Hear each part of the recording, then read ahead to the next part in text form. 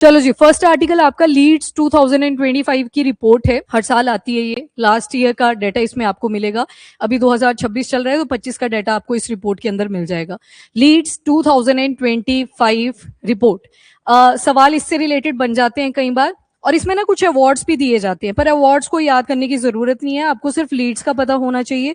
कौन सी मिनिस्ट्री का भी कौन सा डिपार्टमेंट इसमें आएगा। तो अगर मैं एक कीवर्ड बोलूं लॉजिस्टिक या एक्सपोर्ट बोल दूं तो थोड़ा सा आइडिया लगाओ अब कौन सी मिनिस्ट्री आएगी। Commerce, ministry of commerce and industry, और उनका भी डीपीआईआईटी वाला डिपार्टमेंट वही करता है ये सारा प्रमोशन का काम जो भी इंडस्ट्री के रिस्पेक्ट में रहता है। तो सबसे पहले तो यूनियन मिनिस्ट्री ऑफ इंडिया ने ये लीड्स रिपोर्ट को रिलीज करा, और इसी में रिवॉर्ड्स भी दिए जाते हैं। वो बहुत सारे डिपार्टमेंट उसमें इन्वॉल्व हैं जिनको याद करना आपके लिए बिल्कुल भी जरूरी नहीं है। यहाँ पे आते हैं लीड्स 2025 की रिपोर्ट पे। अब एल से आ गया यहाँ पे लॉजिस्टिक, ई बोल रहा है ईस्ट, और A for across, D for different, और स्टेट। अब ये जो मैंने एक्सपोर्ट बोल दिया था, लॉजिस्टिक बोलना था। लीड्स रिपोर्ट जो होती है, ध्यान रखना, ये फॉरेन कंट्रीज के रिस्पेक्ट में कोई भी चीज डिटेलिंग नहीं देती हमें। विद इन इंडिया, इंडिया के अंदर कैसे हमने चीजों को एक जगह से दूसरी जगह पे छोड़ा, हमारा जो ट्रांसपोर्टेशन सिस्टम है वो कैसे एक्टिवली अपना रोल प्ले करके गया, वो सारी चीजें किसके अंदर आपको मिलेंगी, लीड्स के अंदर। तो ये ईज अक्रॉस डिफरेंट स्टेट, मतलब विद इन द स्टेट जो ट्रेड चल रहा था वो कितना इजीली हो सका हमारी कंट्री के अंदर।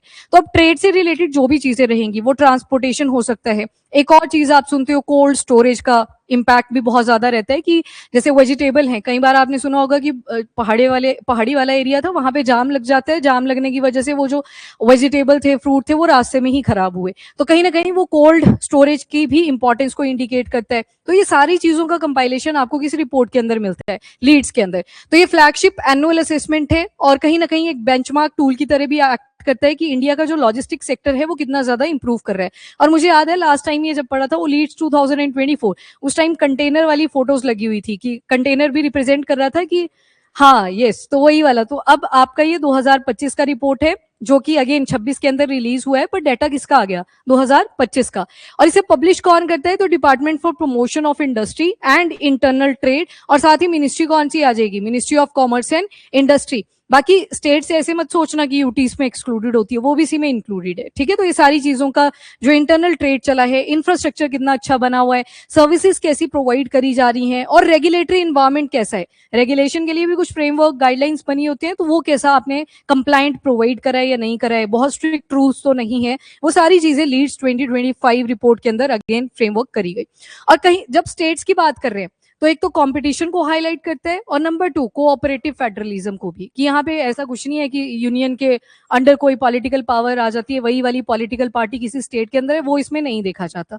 तो यहाँ पे कंपटीशन और दूसरा कोऑपरेटिव फेडरलिज्म हाईलाइट करा जाता है, पर किन टर्म्स में, लॉजिस्टिक के बेसिस पे, कि कोई कितना इजीली अपना जो ट्रेड है इंटरनली कर पाया विद इन इंडिया। अब इसके फीचर देख लो। सबसे पहले तो मेथोडोलॉजी में थोड़े से इवोल्यूशन हुए हैं, मतलब थोड़े से चेंजेस आए हैं। 7th एडिशन है, ये ध्यान रखना। इस बार काफी रिग्रेस मेथोडोलॉजी को अडॉप्ट करा गया। अब पहले क्या होता था, 3 टायर सिस्टम को यूज करते थे, 3 पैमानों के ऊपर इसे कैलकुलेट करते थे। अब इसको 4 टायर तक लेके, मतलब इसको अज्यूम करना है आपने, मतलब ब्रेकेज और ज्यादा कर दिए ताकि हमारे पास एक एक्यूरेट डेटा निकल के आए। तो अब 4 टायर पे ये काम चलेगा। नंबर 2, इस बार ऑब्जेक्टिव इंडिकेटर्स के ऊपर भी काम किया।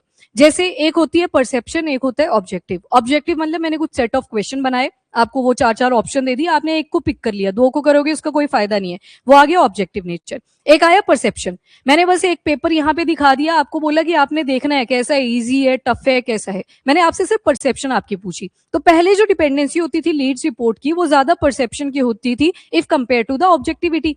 ऑब्जेक्टिविटी में क्या हुआ, क्वेश्चन वगैरह दिए मैंने आपको बना के कि किन एरियाज में बढ़िया से इंटरनल ट्रेड चल रहा है, कहाँ पे ट्रांसपोर्टेशन की फैसिलिटी अच्छे से है, आपने ऑप्ट करा। मतलब आप खुद को एज अ स्टेक होल्डर यहाँ पे अज्यूम कर लो, आपको मैंने एक पेपर पकड़ाया, आपने उसके ऊपर टिक मार्क करा, तो आपने उसमें अपना पॉइंट ऑफ व्यू डाला।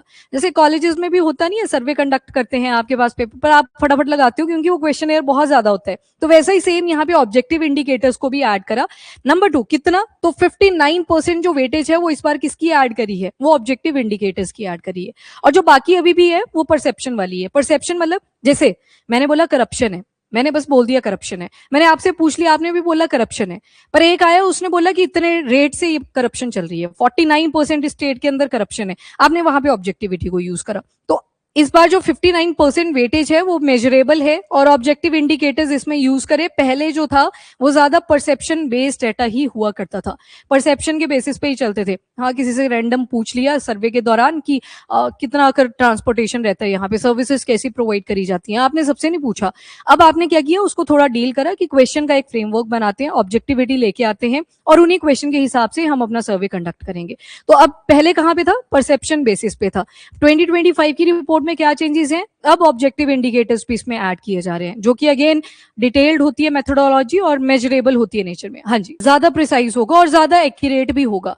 अब यहाँ पे ग्रुप ऑफ पीपल है, मैंने बस यहाँ से आरुष को उठाया और रूबी को उठाया, इनसे पूछ लिया कि क्लासेस कैसी चल रही हैं, बस इतना सा पूछा और इन्होंने अपना अपना पॉइंट ऑफ व्यू बता दिया, बाकी तो रह गए ना। अब उनको भी तो इंक्लूड करना था, अगर मैं सभी को इंक्लूड करूंगी तो मेरे पास ज्यादा मेजरेबल डाटा आएगा, ज्यादा एक्यूरेट निकल के आएगा।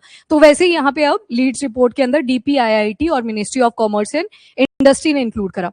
असेसमेंट पैरामीटर्स क्या क्या रहे, मतलब ये जो चाहिए क्यों, ये रिपोर्ट बनानी क्यों जरूरी थी, कि गवर्नमेंट क्या पॉलिसीज बना सकती है, क्या क्या एडवांटेजेस जो भी हमारे स्टेक होल्डर इसके अंदर लॉजिस्टिक के अंदर इन्वॉल्व रहते हैं उनके लिए और क्या एडवांटेज लेके आ सकती है। तो उसके लिए इंफ्रास्ट्रक्चर की क्वालिटी, उसमें रोड आ गए, रेलवे ट्रैक्स आ जाएंगे, वेयर हाउसेज आ जाएंगे। वेयर हाउस भी तो इंपॉर्टेंट है, आपने बल्क में सामान बनाया कहीं पे तो स्टोर करना पड़ेगा आपको। इसके अलावा रिलायबिलिटी कैसी है सर्विसेज की, जैसे मैंने आपको पूछा कि सर्विस कैसी मिल रही है आपको, तो आपने वो चीज इसमें ऐड ऑन कर दी। ऑपरेटिंग एनवायरमेंट कैसा है, मतलब सेफ्टी और ईज ऑफ एंट्री, कहीं पे रूल ज्यादा स्ट्रिंजेंट तो नहीं है, ट्रक का आपका आया और टॉल पे खड़ा रह गया क्योंकि आपके पास पूरी वो रेगुलेशन नहीं थी, या शायद स्टेट ने इतनी ज्यादा स्ट्रिक्टनेस इंपोज करके रखी थी, अब आप अवॉइड करोगे कि उस स्टेट में नहीं जाना है अपने को, क्यों, क्योंकि बहुत ज्यादा स्ट्रिक्ट स्क्रूटनी ये लोग करते हैं। तो ये सारी चीजें पैरामीटर बन के आती हैं, असेसमेंट पैरामीटर्स, किनके बेसिस पे आप इस लीड्स रिपोर्ट को लेके आते हो। इसके अलावा अब आते हैं टायर, जैसे कि पहले बोला 3 टायर हुआ करते थे, अब इन्होंने थोड़ी सी क्लासिफिकेशन में चेंजेस करे और इसको 4 टायर बना दिया। एक में बोला एग्जाम्पलर्स, ये जो एग्जाम्पलर्स होंगे ना ये गोल्ड स्टैंडर्ड परफॉर्मर होंगे, इन्होंने बहुत अच्छे से काम करा, जैसे कि तमिलनाडु, उत्तर प्रदेश, मिजोरम, दिल्ली, मतलब वो जो आपने असेसमेंट वाले पैरामीटर्स देखे इन्होंने बहुत अच्छे से उनको इंप्लीमेंट करा और लीड्स में कहीं ना कहीं एग्जाम्पलर की कैटेगरी में ही निकल के आए। मतलब ये बाकी स्टेट्स के लिए अब एग्जाम्पल की तरह सेट होंगी कि इन्होंने जैसे लॉजिस्टिक को ईज करा throughout other within their state और जो बाकी की स्टेट है उनके साथ, वैसे आप भी करें। तो ये तो गोल्ड स्टैंडर्ड परफॉर्मर आगे, ऐसी स्टेट जिन्होंने एक्सीलेंस हासिल करी अपनी अक्रॉस द पॉलिसी, मतलब जो भी पॉलिसी यहाँ पे गवर्नमेंट लेके आई उन्होंने बहुत अच्छे से इसमें काम कंडक्ट करा। दूसरे नंबर पे आएंगे हाई परफॉर्मर, मतलब इनसे कम होंगे थोड़े से बट बेटर है, इन्होंने भी पॉलिसीज को अच्छे से इंपोज करा हुआ है। तो यहाँ पे जो स्टेट्स होंगी वो स्ट्रॉन्ग और कंसिस्टेंट आउटकम लेके आ रही हैं, और जो परफॉर्मेंस इंडिकेटर हैं, जो पीछे आपने देखा असेसमेंट इंडिकेटर्स रहते हैं, कुछ पैरामीटर्स रहते हैं, उनको ठीक से अप्लाई करने की ट्राई करी, तो मेजोरिटी इन्होंने भी अटेन करे, जैसे गुजरात, केरला, महाराष्ट्र, तेलंगाना। फिर आते हैं एक्सेलरेटर्स। अभी एक्सेलरेटर मतलब अभी स्पीड पकड़ रहे हैं, एक्सेलरेशन का मतलब यही होता है ना, change in velocity per unit time, ठीक है, मीटर पर सेकंड स्क्वायर निकल के आता है वो वेलोसिटी में वेक्टर आता है या फिर स्केलर क्वांटिटी आता है, वेक्टर आता है, वी से वेक्टर, वी से वेलोसिटी और डायरेक्शन रहती है इसमें।